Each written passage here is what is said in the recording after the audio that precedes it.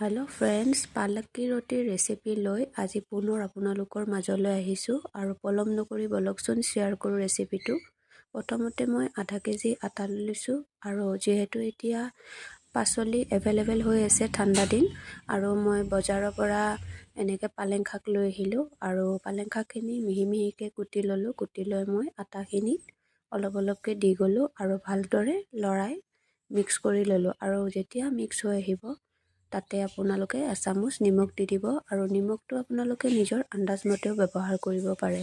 তাৰপিছতে আকৌ মই ধনিয়া পাত কাটি ল'লোঁ। ধনিয়া পাতো দি অলপ অলপকৈ পানী দি এটা ধুনীয়া এটা চফ্ট ডো তৈয়াৰ কৰি ল'লোঁ আৰু সৰু সৰু আকাৰ কৰি বল বনাই ল'লোঁ আৰু এয়া ৰুটি ৰেডি কৰিয়ে থৈছোঁ এখন বেলি।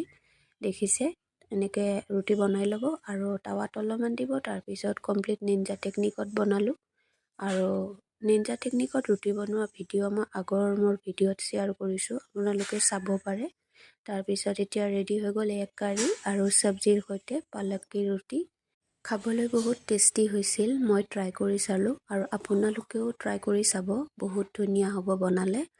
আৰু মোৰ ভিডিঅ'টো যদি চাই ভাল পাইছে প্লিজ লাইক এণ্ড ছাবস্ক্ৰাইব কৰিব। Thank you for ৱাটছিং।